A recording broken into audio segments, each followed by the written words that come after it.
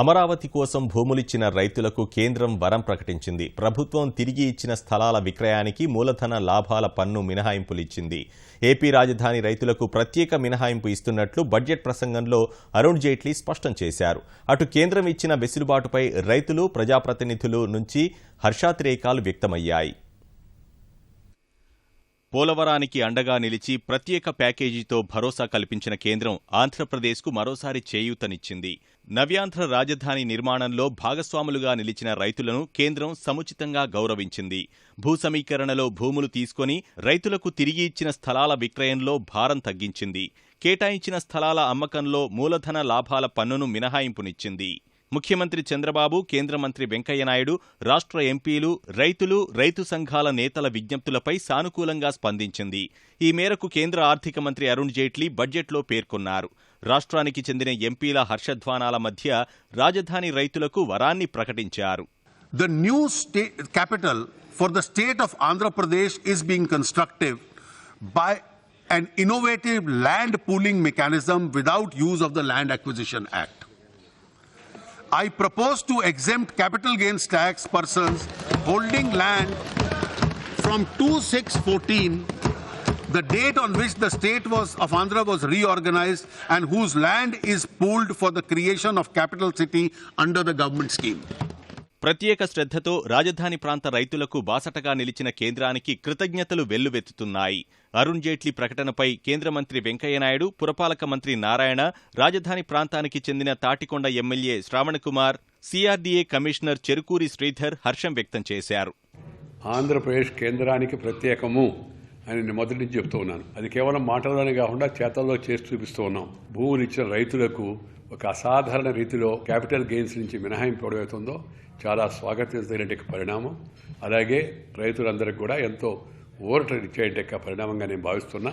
ఈ విధమైన ప్రోత్సాహం పొందేందుకు ఇతరులు కూడా రాబోయే రోజుల్లో ప్రయత్నించేందుకు ఇది ఒక రకంగా దోహదపడుతుంది. మాట ప్రకారం ఈరోజు బడ్జెట్లో వాళ్ళు చాలా క్లియర్గా మినహాయింపు ఇచ్చారు. దీనికి అరుణ్ జైట్లీ గారికి, ప్రధాని గారికి, ఈ యొక్క అమరావతి రైతుల తరఫున నేను ప్రత్యేకంగా ధన్యవాదాలు చెప్తున్నాను.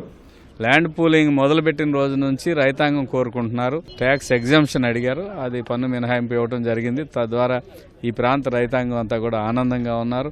ఇది రాజధానిలో ఉన్నటువంటి 28,000 రైతు కుటుంబాలకి బెనిఫిట్ చేయబోతుంది.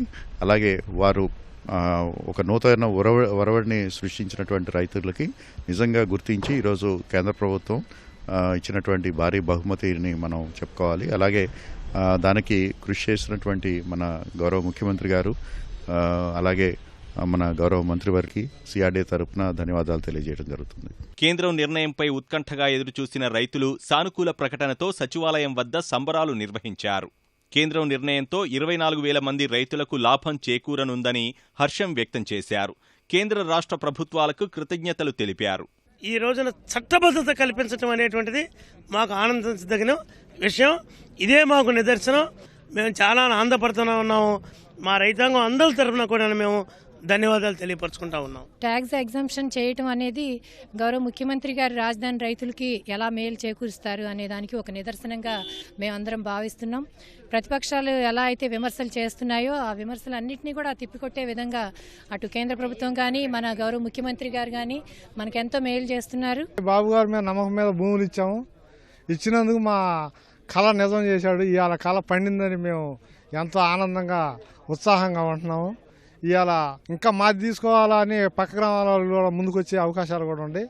ఇదే రకంగా ఇంకా స్కీములు ఎన్నో ముందు రోడ్లు కానీ, ఈ డెవలప్మెంట్ కానీ ఇంకా చేస్తారని మేము ఆశిస్తా ఉన్నాం. పన్ను మినహాయింపుతో అమరావతి నిర్మాణానికి భూములిచ్చి ఉదారతను చాటిన రైతులకు కేంద్రం ఊరట కల్పించినట్లయింది. భవిష్యత్ ప్రాజెక్టుల కోసం భూ సమీకరణ మార్గం సుగమం చేసింది. రాష్ట్ర ప్రభుత్వం భూ సమీకరణ విధానంతో నూతన అధ్యాయానికి తెరతీయగా కేంద్రం భరోసాతో రైతులు ఆనందంగా భూములిచ్చేందుకు దోహదపడేలా చేసింది.